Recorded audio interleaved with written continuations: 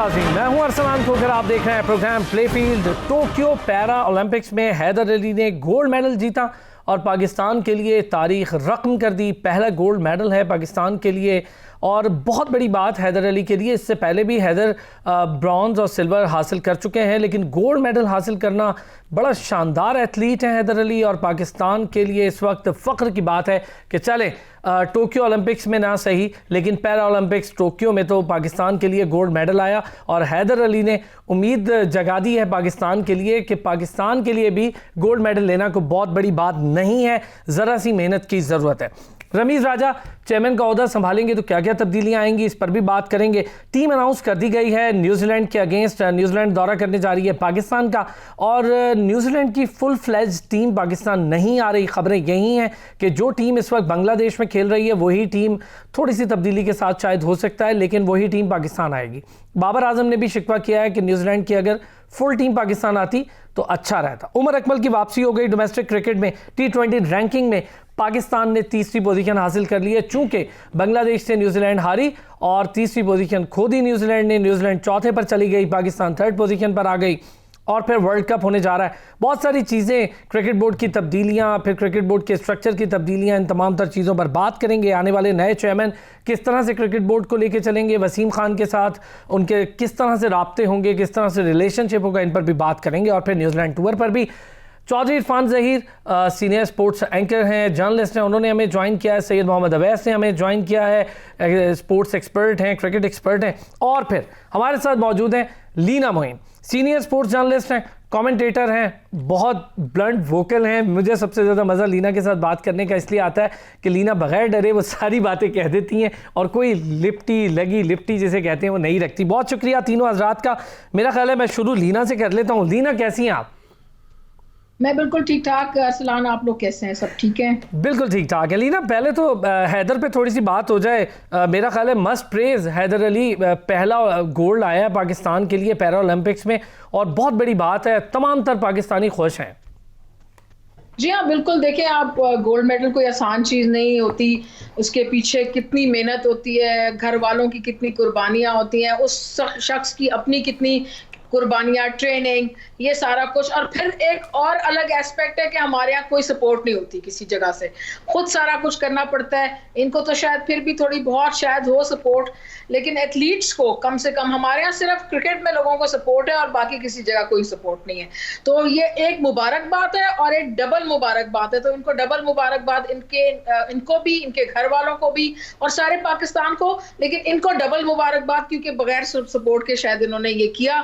इसमें कोई शक नहीं। ये वैसे आपने बड़ी सही बात की है लीना कि डबल मुबारकबाद होनी चाहिए। इरफान ज़हीर साहब, इरफान भाई, हैदर ने बड़ी शानदार कारकर्दगी दिखाई है मेरा ख्याल है, और एक उम्मीद जाग गई है मेरी। मैं बहुत ज़्यादा प्रोग्राम कर चुका हूँ ओलंपिक्स पे और मैं बड़ा ख्वाहिश रखता था कि जब ओलंपिक्स हो रही थी तो शायद अरशद ही हमारे लिए कुछ कर ले, लेकिन वो अनफॉर्चुनेट इवेंट हुआ। अरशद ने मेहनत बहुत की, अरशद ने पूरी कोशिश की, लेकिन चूँकि हमारे पास कमी रह जाती है कहीं पर कोचिंग मामले में, कहीं पर एडवांस टेक्निक्स में, तो क्या कहेंगे इस पर? जी, उसमें बिल्कुल, एक तो थोड़ी आपकी आवाज थोड़ी कम आ रही थी, अगर आप वॉल्यूम थोड़ा सा इंक्रीज कर दे तो थोड़ा सा कन्वीनियंट। मैं अपने प्रोड्यूसर से कहता हूं कि वो थोड़ा सा मामला इसको सही कर दे, लेकिन हैदर अली के लिए कुछ लाजमी कहिए। जी बिल्कुल, जैसे हमने देखा तला तालिब का पहले हमने देखा और फिर हमने देखा कि जेवलिन थ्रो के लिए अरशद नदीम, दोनों ने बड़ी आउटस्टैंडिंग परफॉर्मेंस की, फाइनल तक गए और अनफॉर्चुनेटली वो उसमें कोई नहीं ले सके, तमगारी पाकिस्तान के लिए जीत सके। बट जिस तरह हमने कल देखा कि कल उन्होंने पैरालंपिक के अंदर गोल्ड मेडल हासिल किया, तो पूरे कंट्री के लिए एक बड़ी खुशहाल चीज है। और मैं तो इसको इस तरह देखता हूँ कि ये इनको जैसे कहा जाता है कि कुछ डिसेबिलिटी है, मैं ये नहीं कहता, मैं कहता हूँ ये एबल किसी और तरह है। और शायद इन्होंने ये प्रूव किया कि इस तरह आप ये लोग किसी भी तरह किसी भी फील्ड के अंदर किसी से कम नहीं है। और जिस तरह का माशाल्लाह उन्होंने पाकिस्तान का पूरे कंट्री को रिप्रेजेंट करते हुए नाम रोशन किया, और ये उनके लिए, उनकी पूरी इंटायर फैमिली के लिए, पूरी नेशन के लिए बड़ी खुशहाल चीज है। और इसमें जितना पाकिस्तान गवर्नमेंट को उस पर फोकस करना चाहिए, जैसे आप पहले बात कर रहे थे कि सिर्फ सारी तवज्जो हमारी क्रिकेट के ऊपर है, इसके अलावा स्क्वाश बड़ी इंपॉर्टेंट है जिसपे हमने ऑलमोस्ट 3 डेकेड तक राज किया। उसके साथ साथ हॉकी की तरफ देखना चाहिए जो हमारी कौमी खेल है, उस पर बड़ा काम करने की जरूरत है। तो ये Pakistan sports federation, Pakistan government, इन तमाम हेल्थ अफेयर जो स्टेक होल्डर बड़े हैं, इन तमाम को एक पेज पे आना पड़ेगा अब तो हमारे पीएम भी जो प्राइम मिनिस्टर हैं वो भी खुद स्पोर्ट्समैन है। अच्छा, तो मैं इरफान भाई इस पे मैं आपके साथ इंशाल्लाह एक प्रोग्राम भी करूंगा। मुझे जो पाकिस्तान ओलंपिक एसोसिएशन है उसके किरदार पर भी बहुत ज़्यादा सवालात है मेरे पास, उस पर मैं आपसे एक डिस्कशन करूंगा। आपने बिल्कुल ठीक कहा है कि पाकिस्तान गवर्नमेंट को और इस वक्त प्राइम मिनिस्टर जो कि खुद स्पोर्ट्समैन रहे हैं उन्हें आगे आना चाहिए। वैसे हैदर के लिए 2-4 बातें हो जाए, फिर हम आगे बढ़ेंगे और फिर क्रिकेट पे बात करेंगे। जैसे दोनों ने कहा कि हैदर के बारे में स्पेशली, क्योंकि हम लोग आपको पता ओलंपिक्स में भी जहाँ तलहा था या दूसरा जैवलिन थ्रो वाले को उनको हम फॉलो करते रहे, आपको याद हो कि बड़ी उम्मीद जागी थी कि पाकिस्तान के लिए एटलीस्ट गोल्ड नहीं तो ब्रॉन्ज और सिल्वर मेडल तो ज़रूर आएगा। तो एक सवालिया निशान स्टिल वही कि ओलंपिक एसोसिएशन पे कि ना इतने वसाइल होने और ना इतने प्रोफेशनल कोचेस को भी ना देने पे स्टिल पाकिस्तान के जो लड़के परफॉर्म कर रहे हैं इतने बड़े लेवल पे, एक सवालिया निशान है। और लिटरली मैं इन दोनों की बात से एग्री करूंगा, क्योंकि हमें भी कहीं ना कहीं ये सवाल लीना, क्योंकि अक्सर मेरे साथ होती हैं, हमें सवाल क्योंकि उठता है कि आप जो क्रिकेटर्स हैं सारा फ़ायदा उठा जाते हैं, जो बेचारे दूसरे, चाहे वो ओलंपिक्स आप हॉकी की आप लोग बात करें, यहाँ पर आपको पता है सबसे ज़्यादा इस वक्त जो एक स्पोर्ट्स जहाँ पर पाकिस्तान का बड़ा नाम चल रहा है वो यूएफसी फाइटर्स का है। वो बेचारे अपनी आप मदद तहत के जो सा वो जाते हैं, चैंपियनशिप खेलते हैं, जीत के भी वापस आते हैं, लेकिन स्टिल हमारी यहाँ पर एक मीडिया से भी गुजारिश करूंगा कि प्लीज इसको हाईलाइट किया करें। मेरी बड़ी आपको होना पड़ता है होती है और अक्सर ये आपने देखिए आपका मीडिया जो सा वो एक आवाज है। एक ब्रेक लेना है, वैसे मुझे ब्रेक की तरफ जाना है, ब्रेक से वापस आएंगे तो बात यहीं से शुरू करेंगे, लेकिन अब बात होगी क्रिकेट की और दौरा है न्यूजीलैंड की।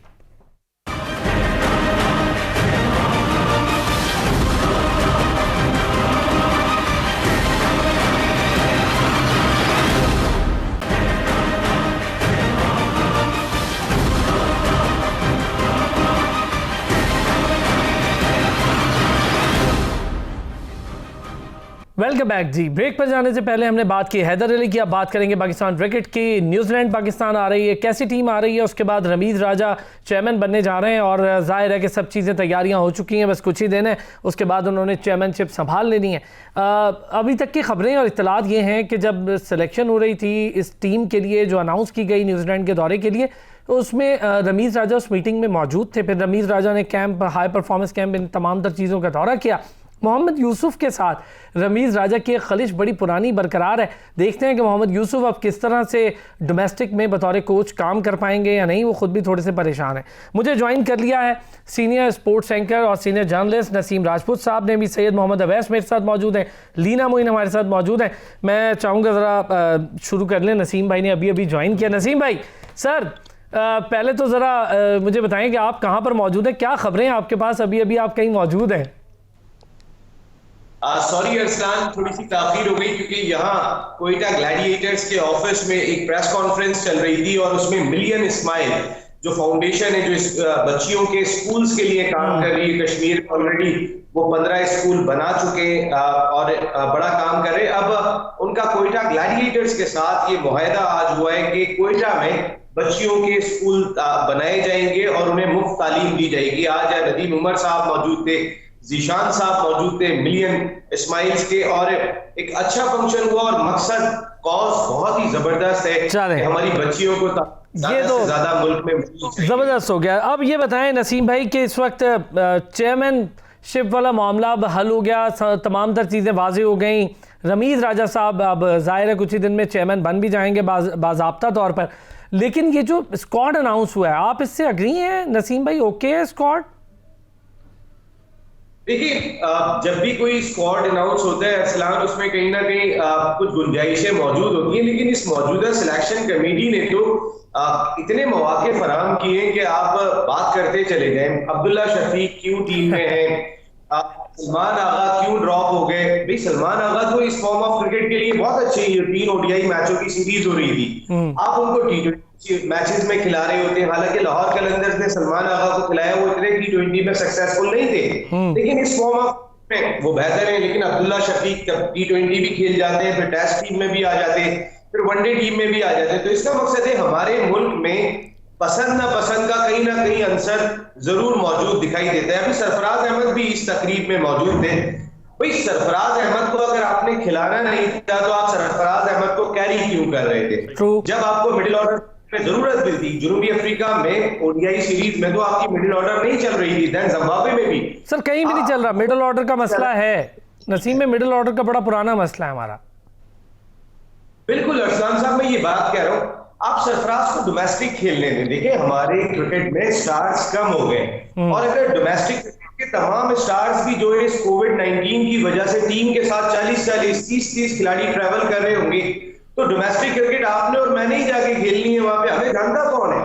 ऐसा ही है। अच्छा, मैं नसीम भाई, ये जो आप जो बात कर रहे हैं, मैं चाहूंगा इसको जरा कंटिन्यू कर लेते हैं। ये 2-3 बड़े इंपॉर्टेंट पॉइंट्स हैं। एक तो डोमेस्टिक क्रिकेट में स्टार्स की कमी, फिर जो लोग ड्रॉप हुए हैं उनमें से कई लोग ऐसे हैं जो बगैर खेले ही ड्रॉप हो गए हैं, जिन्हें खिलाया नहीं है। लीना, असद, अब्दुल्ला शफीक को साथ ले जा रहे हैं, हर टूर पे ले जा रहे हैं, खिला रहे नहीं, हमें भी नहीं बता रहे वो कैसा प्लेयर है, हमें खिला के ही दिखा दें कि कैसा प्लेयर है। फिर सरफराज 2.25 साल में एक मैच खेला हुआ है वनडे का। शोएब मकसूद ने तो वनडे खेला ही नहीं बड़े अरसे से, फिर वो ड्रॉप हो गया। अभी एक उसको चांस मिला, T20 से सिलेक्शन हुई, ड्रॉप हो गया। फिर आगा सलमान की बात कर रहे हैं, हारिस सोहेल अनफिट है, हमें समझ आता है। हाँ, देखिए जहां तक अब्दुल्ला शफीक की बात है, मैंने जो एक ही इनिंग उनकी देखी थी, तो मुझे उनको देख के ऐसा लगा, इतना एक्सपीरियंस हो जाता है इंसान को, कि वो टेस्ट प्लेयर टाइप है। उनकी गेम कुछ इस तरह लगी मुझे कि जैसे कि टेस्ट के लिए उनको ग्रूम करना चाहिए। एकदम टेस्ट में ना खिलाए, लेकिन ग्रूम करना चाहिए। जहां तक रही बात T20 की, तो वो तो बिल्कुल नहीं उसके टाइप के लगे मुझे प्लेयर। लेकिन पाकिस्तान में तो ये पुराना तरीका रहा है कि गलत फॉर्मेट में गलत प्लेयर को खिला लेना। जो टेस्ट प्लेयर होगा उसको कहेंगे जी भी तुम T20 खेल लो, जो T20 प्लेयर होगा उसको कहेंगे टेस्ट खेल लो। अभी आप देखें, धानी की एक मिसाल है, उसने परफॉर्म कहाँ किया? T20 में। उसको सिलेक्ट कहाँ किया? टेस्ट के लिए। उसको खिलाया किधर? नहीं, टेस्ट के लिए। अगर आपको दहानी लगता है कि वो टेस्ट प्लेयर है, तो भाई उसको टेस्ट खिलाओ फिर, और उसको T20 के लिए भी पिक कर लो। अब उसको मतलब उस बेचारे यंग बच्चे को भी कंफ्यूज कर दिया। इसमें अब्दुल्ला शफीक का भी कोई कसूर नहीं, और सरफराज का तो मैं बार बार ट्वीट कर चुकी हूँ, बहुत दफा मैं इस बात टीवी पे बात कर चुकी हूँ कि जब मिडिल ऑर्डर क्राइसिस है तो आप उनसे कीपिंग ना कराएं, उसको मिडिल ऑर्डर में खिलवा लें। क्योंकि आप लेके गए हैं, वो इस कैलिबर का तो प्लेयर नहीं है ना कि खाली ड्रिंक्स पे आपको उठा के लेके जाए। और वहाँ या तो इसको नहीं, जैसे उन्होंने कहा भी नसीम साहब ने, कि अगर कैरी करना है तो खिलाएं, और कैरी नहीं करना तो उसको डोमेस्टिक में अपने आप को पॉलिश करने दें मजीद, ताकि वो कम बैक कर सके। सही बात। तो ये चीज हमारे मुल्क में होती ही नहीं है, और ये इसी तरह मतलब इसमें मुझे कोई मतलब ये सालों से ऐसे ही हो रही है, हम सालों से यही बातें करें, और शायद अगर ये चीजें ना हो तो बात भी हमारे पास करने एक और चीज मैं आप तीनों हजरात से अवैस इसमें थोड़ा सा ये भी ऐड करें, खुशदिल की वापसी और इफ्तिखार की वापसी। इफ्तिखार के बारे में नसीम भाई भी जानते हैं, मैं एक बार सुन भी रहा था यहाँ कश्मीर प्रीमियर लीग के जब ड्राफ्ट हो रहे थे, वसीम अकरम खुद कह रहे थे यार इस बाबे नू क्यों खिड़ाते हो। तो ये एक बड़ा लंबा चौड़ा मैटर है। मुझे बताएं इन दो लोगों की वापसी किस बुनियाद पे? देखिए मैं अपना एक बात उसमें ऐड करना, जो लीना बात करी थी ना, कि जैसे नसीम भाई ने भी कहा कि आप लड़के को साथ लेके जाते हो, आप उसको अनफॉर्चुनेटली एक मैच खिलाते हो उसके बाद ड्रॉप करते हो। तो यहाँ पर वो भी चीज़ है कि लीना, जो हम काफ़ी अरसे से बात करते हैं कि लड़के को आप खिलाते नहीं हो, उसको बाहर बैठ के उसको आप जंग लगाते हो ताकि वो अपनी क्रिकेट ही बेचारा कैरियर अपना ख़त्म कर देता है। ये कोई नई बात नहीं, आपको याद हो, मैं शायद गलत हो सकता हूँ, मुझे अहमद बट इतने कोई अच्छे नहीं लगे इंटरनेशनल क्रिकेट में, लेकिन आपको याद हो जो इंग्लैंड सीरीज़ थी, एक T20 मैच के लिए आपने उनको स्पेशल पाकिस्तान से बुलाया था, अगली सीरीज आपकी यूएई में थी, आपने उनको ड्रॉप कर दिया था बिना खेले हुए। वो बेचारा आज भी मुझे याद है KPL में पूछता है मेरा कसूर क्या था। यार आमिर यामीन बहुत से एग्जांपल्स हैं आपके सामने। लेकिन इफ्तिखार की जैसे आपने बात की, देखें बॉलिंग लाइनअप आपकी हमेशा ठीक है, अभी भी आप बॉलिंग लाइनअप आप देखें, आपके पास वसीम जूनियर, जो मैं आपसे ऑफेयर भी बात कर रहा था क्योंकि KPL में मैं मौजूद था, उनकी हार्ड हिटिंग मैंने देखी भी, एक अच्छे ऑलराउंडर वो साबित हो सकते हैं पाकिस्तान टीम के लिए। बॉलिंग की स्ट्रेंथ आपके पास डाउन द टेल आपके पास मौजूद है, जो कि हार्ड हिटिंग बैट्समैन भी हैं। मिडिल ऑर्डर आपका असल मसला है। आप अपनी ओपनिंग की बात करते हो ना अरसलान, मुझे हमेशा मिडिल ऑर्डर आपका मसला लगा है। आप इफ्तिखार को लेकर आ रहे हो, खुशदिल शाह, बहुत से लोग मुझसे एग्री नहीं करेंगे, लेकिन मैंने मीरपुर की तरफ से भी खुशदिल को देखा है, लेकिन खुशदिल एक वो चीज़ अभी मिडिल ऑर्डर के अंदर जो आपको स्ट्राइकर बैट्समैन चाहिए वो चीज़ नज़र नहीं उनसे आई। देखिए हर चीज़ स्ट्राइक नहीं होती, आपको रोटेट द स्ट्राइक बड़ा मैटर करता है कि आप दूसरे बैट्समैन के ऊपर से एक प्रेशर और अपनी टीम से प्रेशर निकालते हो। अच्छा जी, मैं एक चीज़ है जो मैं ब्रेक के बाद आप तीन हजरात से डिस्कस करूंगा, वो ये है कि शादाब खान और इस वक्त फ़हीम अशरफ, मोहम्मद नवाज़ और वसीम जूनियर ये बतौर ऑलराउंडर खेल रहे हैं, लेकिन क्या शादाब खान इस वक्त की परफॉर्मेंस पर, ऑलराउंडर परफॉर्मेंस पर अपने आप को जस्टिफाई करते हैं? फ़हीम अशरफ टेस्ट में अच्छी परफॉर्मेंस दे रहे हैं, लेकिन T20 और वनडे में अभी उनकी परफॉर्मेंस उस लेवल की नहीं है। वापस आते हैं ब्रेक से तो इस पर बात करते हैं।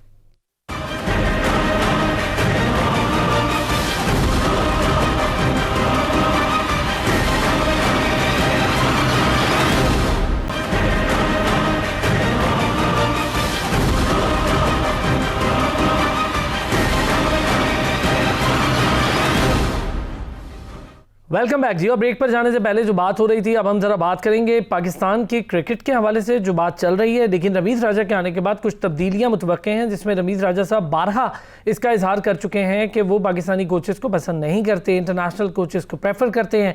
फिर जो डोमेस्टिक स्ट्रक्चर है उस पर भी रमीज़ राजा काफ़ी बात कर चुके हैं। मैं चाहूँगा तीनों हज़रात से इस पर भी बात कर लेता हूँ। नसीम भाई, ज़रा इस पर ही बात शुरू कर लेते हैं। क्या अभी तो चले वक्त कम है, लेकिन फिर भी जो बात हो रही है एक बाहर के कोच की, तो क्या ये हकीकी तौर पर तब्दीली हो सकती है, बेशक आफ्टर T20 वर्ल्ड कप हो जाए? देखिए, वर्ल्ड T20 से पहले मुझे नहीं लगता कि रमीज राजा कोई स्टैंड लेंगे। रमीज राजा ने जो भी मुलाकातें की थी हाई परफॉर्मेंस सेंटर में, वो आप समझ लें कि एक पैगाम था उनका। लेकिन जब तक वो 13 को चार्ज नहीं संभालते, वो पाकिस्तान क्रिकेट बोर्ड के चेयरमैन नहीं है। आप सिलेक्शन क्राइटेरिया में मुझे कुछ ऐसे लोग दिखाई दिए कि ऐसा नहीं लगता कि रमीज भाई ने इसमें कोई इनपुट दिया होगा। देखिए, रमीज राजा पाकिस्तान के लिए कहीं ना कहीं खुशकिस्मती का सबब इसलिए बन सकते हैं, रमीज राजा सारी दुनिया में जितना ट्रैवल करते हैं, उन्हें पता है कि कोचेस के स्टैंडर्ड के हवाले से, उस मुल्क के स्टैंडर्ड के हवाले से, उस मुल्क की डोमेस्टिक क्रिकेट के हवाले से, क्योंकि जब ये ऐसे कमेंटेटर जाते हैं तो हर मुख्तलिफ जो क्रिकेट बोर्ड्स होते हैं वो उनको अपनी अकेडमीज में बुलाते हैं, इनका विजिट कराते हैं। तो जो IQ रमीज राजा की होगी वो पाकिस्तान में किसी की भी नहीं होगी। चलिए, मैं चाहता हूँ इस पे, इसके साथ ही इस पे दो चार चीज़ें और हैं, इसी में ऐड करूँगा। जरा लीना, मुझे आपका भी इस पे व्यू चाहिए। जो तब्दीलियों की मैं बात कर रहा हूँ, बेशक आफ्टर T20 वर्ल्ड कप हो, लेकिन क्या आप समझती हैं होके रहेगी? हाँ, बिल्कुल होनी भी चाहिए। लेकिन मैंने जितनी मेरी भी रमीज से बात हुई, मेरा ये सजेशन था उनको कि बंडल ना करें। जैसे कि मेरा मतलब है कि मिसबा और वकार यूनस को बंडल ना करें, वो ट्विंस नहीं है। जैसे मिसबा तो चेंज होने ही चाहिए। और जहां तक वकार यूनस की बात है, अभी आप देखें बॉलिंग में नजर आ रही है आपको इंप्रूवमेंट। 168 पे हमने टेस्ट ऑलमोस्ट जीत लिया, अगर कैचेस ना ड्रॉप हुआ तो। नालायक बैटिंग के बावजूद हमने टेस्ट जीत लिया था ऑलमोस्ट। सेकेंड टेस्ट में हमने 300 से ऊपर रन किए। इसका मतलब है उस पिच में 300 रन बनते थे, लेकिन हमने ऑपोजिशन को 150 पे आउट किया। तो इसका मतलब है कि कुछ ना कुछ बेहतरी तो नजर आ रही है। ठीक है, बॉलर भी बड़े अच्छे हैं, हसन और शाहीन तो बहुत ही अच्छे हैं। लेकिन जहां भी चेंजेस करनी है, जैसे कि अभी बाकी लोग भी कह रहे हैं कि जब रमीज जो है वो चार्ज संभाल लेंगे तो आराम से तसल्ली से अपने जो भी उनकी टीम है या जिसको अपनी टीम समझते हैं, उनके साथ बैठ के डिस्कशन करके ये चेंजेस आएंगी। लेकिन कितनी आएंगी, T20 से पहले आएंगी या नहीं आएंगी, ये सभी अभी अच्छा। एक बड़ा सवाल है लीना और नसीम भाई और अवैस, एक बड़ा सवाल है, वो ये है कि जो दोस्तियां हैं वो बहुत ज़्यादा निभाई जाती हैं। अवैस, मैं अगर बात करूं आज़म की, अब जैसा मतलब मोइन खान जहाँ जाएंगे वहाँ वो जाते हुए अक्सर दिखाई भी देते हैं। पाकिस्तान भी खेल गए, आज़म के लिए बहुत बड़ी बात है। हालांकि अभी मुझे लगता था कि उनका बैटिंग स्टैंडर्ड भी और फिटनेस स्टैंडर्ड भी वो नहीं है। नसीम भाई की एक बात, वो ये कह रहे हैं कि शर्जील को वनडे खिला के थोड़े स्कोर तो करने दो, लेकिन हम वो भी नहीं करने देते। अब्दुल्ला शफीक मुझे पता नहीं क्यों हर स्क्वाड में दिखाई देता है। अच्छा नसीम भाई, एक चीज़ लीना, मैंने एक चीज़ बड़ी नोट की ना, क्योंकि कश्मीर प्रीमियर लीग में भी आज़म हमारी टीम में ही थे।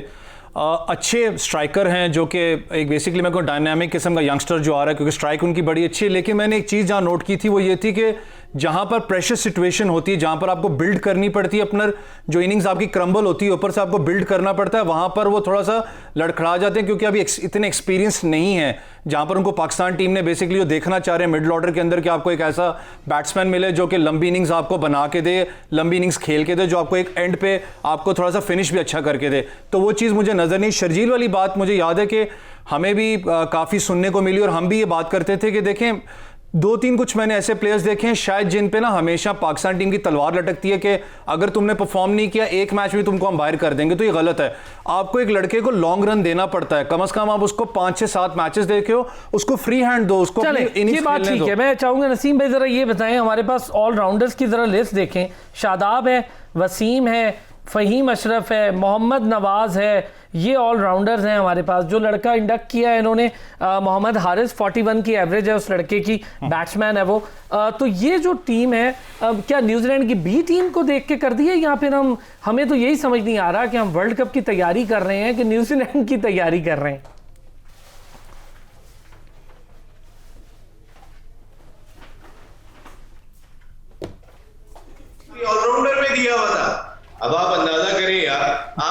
किस क्राइटेरिया के साथ जा रहे हैं। बाकी मैं लीना की इस बात से मुत्तफिक नहीं हूं, थोड़ा बहुत लीना ने बहुत अच्छी बातें की। वकार यूनुस ने यार टीम को फायदा नहीं पहुंचाया। देखिए वेस्ट इंडीज की जिस पिच की वो बात कर रही हैं, वहां पर तो 300 रन पाकिस्तान ने उस वक्त बनाए थे कि जब 100 नीचे से फवाद ने कर दिया था, वरना तो 2 रन पे 3 आपके आउट हो गए थे। बाबर ने पार्टनरशिप की थी, शाहीन शाह अफरीदी उस पिच पे तो हर बॉलर आउट कर रहा था। वेस्ट इंडीज का वो बॉलर भी अनप्लेएबल बना हुआ था कि जिसका नाम भी आपने नहीं सुना।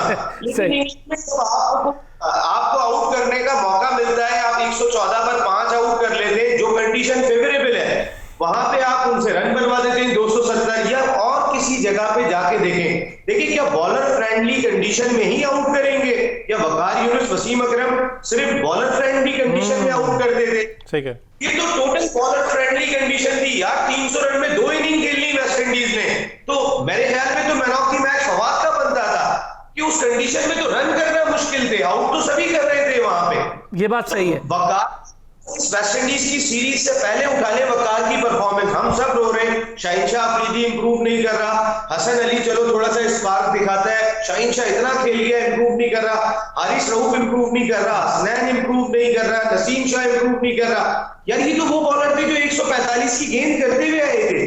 मकसद है आपने तो जब आपको इस पेस का बॉलर मिल जाता है आप उसको गाइड करते हैं, तो उनकी गाइडेंस मुझे उसको पॉलिश करते हैं। बिल्कुल सही। उनको से चौधरीइज्म निकालना होगा। चौधरीइज्म निकालूंगा। लीना, मुझे आपका इसी पर व्यू चाहिए। देखिए जहाँ तक उन्होंने फवाद की बात की मैं एग्री करती हूँ, लेकिन देखिए फवाद भी टीम से बाहर से थोड़ी लेके आए थे। फवाद और आजम, बाबर आजम टीम का हिस्सा थे ना, तो रन तो उन्होंने बनाने थे। एक मोस्ट एक्सपीरियंस प्लेयर था और एक कप्तान था। लीना, मैं जो नसीम भाई कह रहे हैं, उसकी तारीफ करती हूँ, तो मैं उसकी लेंथ, जो वो बॉलर अब लेंथ जो कर रहे हैं आजकल, आगे लेंथ कर रहे हैं, बॉल मूव करने की भी कोशिश कर रहे हैं। मुझे तो पर्सनली नजर आ रही होगी, लेकिन मुझे बहुत इम्प्रूवमेंट नजर आ रही है। अच्छा लीना, कुछ कह रहे हैं नसीम भाई, मैं सुने। लीना मैं ये कह रहा हूँ सिर्फ एक सीरीज में, उससे पहले का बताएं। चले उससे पहले आप चले गए जिम्बाब्वे, वो तक हमारे गले में आ गई थी यार T20 मैचेस में। मैं अग्री, इससे अग्री हूं मैं नसीम भाई। हमारे बैट्समैन बैट नहीं करते। जब हमारे बैट्समैन जिम्बाब्वे के खिलाफ भी फेल हो जाएंगे तो आप हमेशा अच्छा, मैं अवैस आपका भी इस पे व्यू चाहिए मुझे। अब मैं अवैस से भी ये पूछ रहा हूँ। अवैस, गर्मा गर्मी हो गई। गर्मा गर्मी नहीं, देखें ऑब्वियसली दोनों सीनियर्स हैं, लेकिन एक नसीम भाई आपकी और लीना की बात से ऑब्वियसली दोनों से डिफरेंट राइज होती हैं, लेकिन एक चीज़ से मैं नसीम भाई की खास करके बात से कहूँगा। देखें कोचेज़ हमेशा, क्योंकि ऑब्वियसली मैं भी कोच हूँ, तो हमेशा मैं एक बात करता रहा हूँ कि कोच का काम बाहर होता है ग्राउंड में, अंदर जाके प्लेयर का काम है कि परफॉर्म वो कैसे करता है। कोच डायरेक्शन दे सकता है, प्लेयर का काम अंदर कैसे परफॉर्म करना है। हारिस रऊफ का मैं कोई अगेंस्ट उनके बात नहीं करना चाहता, मैं ऑफेयर भी असलान से बात कर रहा था, शो स्टार्ट नहीं हुआ था, कि हारिस रऊफ की अगर आप दिन ब दिन परफॉर्मेंस देखें तो मुझे बिल्कुल नीचे जाते हुए नजर आ रहे हैं। जब वो नया नजर आए थे, तीसरे ओवर का बॉलर ही नहीं रहा। इस वक्त आपको पता है जो क्रिकेट है, चाहे आप टेस्ट मैच खेलें, चाहे T20, चाहे वनडे, वो स्पीड पे नहीं होती, वेरिएशंस पे होती है, दिमाग पे होती है। आप 145 150 क्लिक्स करके अगर आप 40 रन दे रहे हो जिम्बाब्वे के खिलाफ, तो दैट मींस कि आपके अंदर खामी नजर आ रही है और आप लॉन्ग स्पेल के घोड़े ये वैसे बड़ी लंबी डिस्कशन है। मैं चाहूंगा आज आप तीनों हजरात से कि इंशाल्लाह किसी और दिन इस पे रखते हैं, और एक बात भी इस पे रह गई है वो करनी थी, चलें अगले किसी प्रोग्राम में। नसीम राजपूत साहब बहुत शुक्रिया, लीना मोइन आपका बहुत शुक्रिया, सैयद मोहम्मद अवैस आपका भी बहुत शुक्रिया। अगले हफ्ते फिर होगी आपसे मुलाकात, अपना ख्याल रखिएगा।